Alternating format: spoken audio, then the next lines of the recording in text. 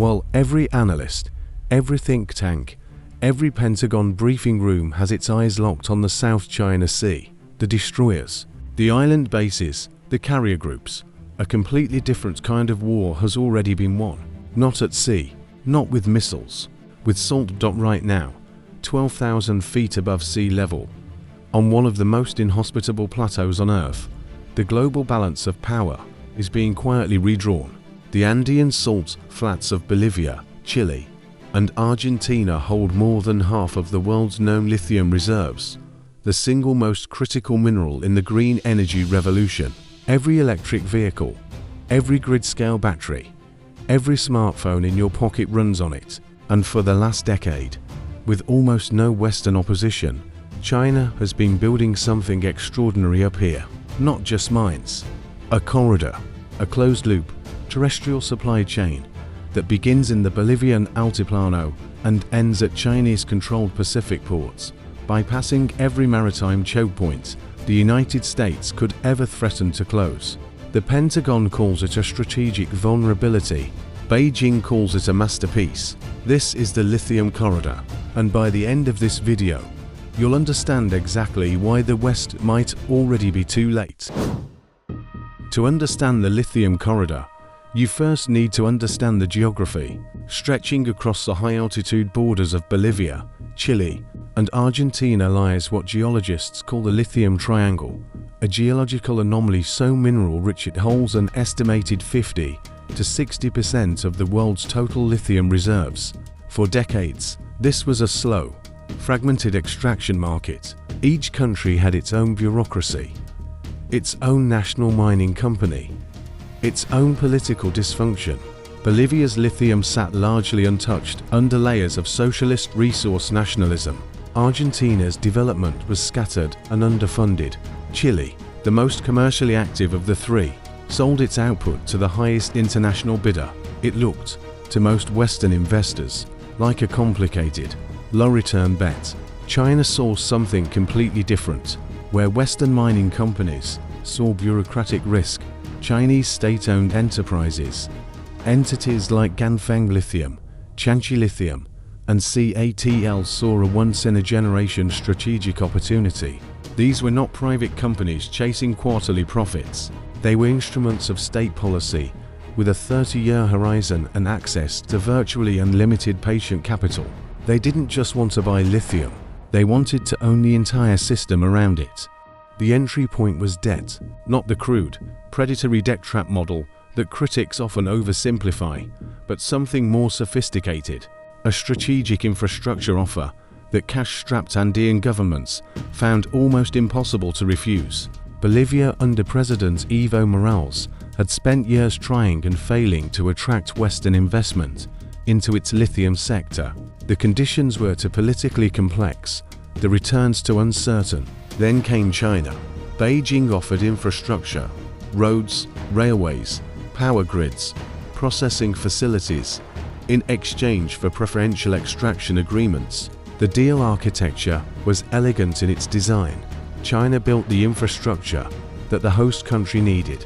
The host country granted extraction rights and long-term supply agreements, and the resulting mineral output flowed almost exclusively back through Chinese-controlled logistics chains. In Argentina, Ganfeng Lithium secured extraction rights over massive salt flat concessions in Jujuy and Salta provinces through a combination of direct investment and joint venture structures with provincial governments hungry for development funding. In Bolivia, a 2019 deal with CATL for the Uyuni project, later complicated by political transitions, established a template: Chinese technology, Chinese processing knowledge, Chinese offtake agreements. By the mid-2020s, Beijing had positioned itself not as a foreign bear in the Andean lithium market. It had positioned itself as the market's operating system. Here is something Chinese strategists have understood since at least 2003, when President Hu Jintao first articulated it publicly. China's entire economic model has an Achilles heel. It's called the Malacca Strait.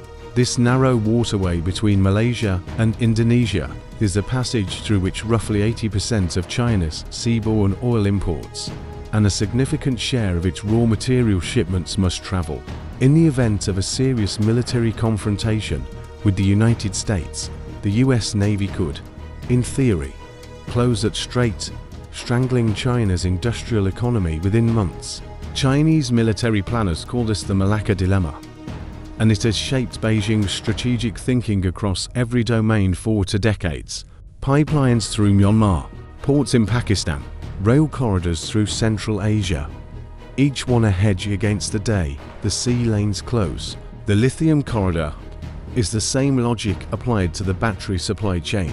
If lithium is the oil of the 21st century, and most serious analysts believe it is, then Beijing cannot afford to have that supply line pass through waters it doesn't control.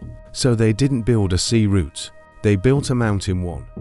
So what does the Lithium Corridor actually look like on the ground?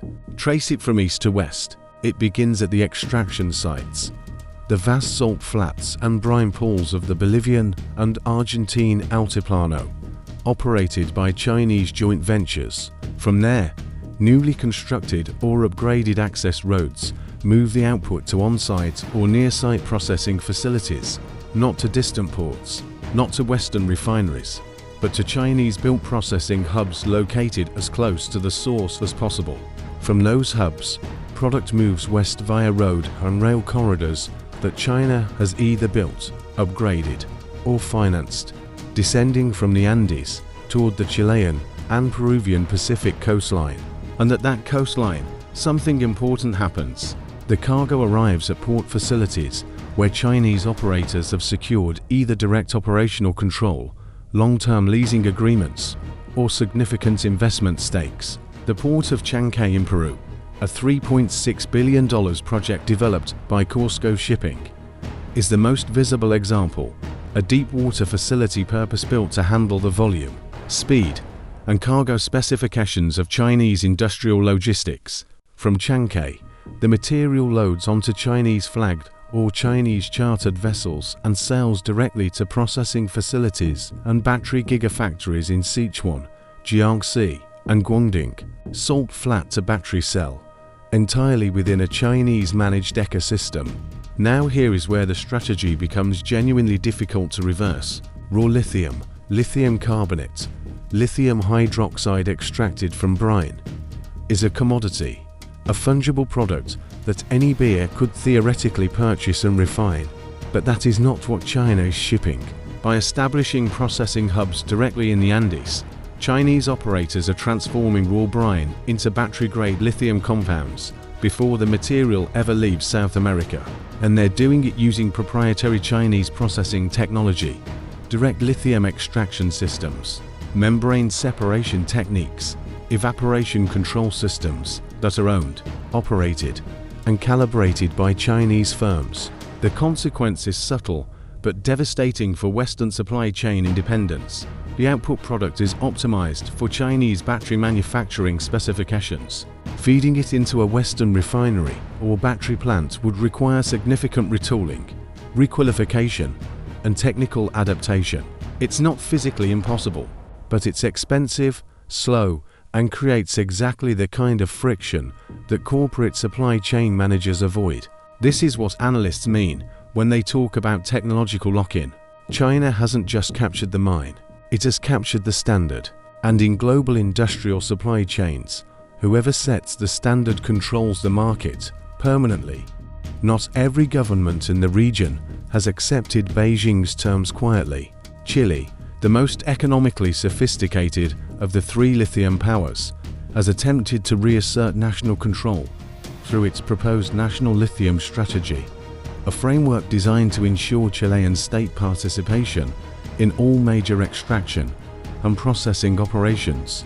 Under President Gabriel Boric, Santiago signaled clearly that it intended to be a partner in the value chain, not merely a supplier.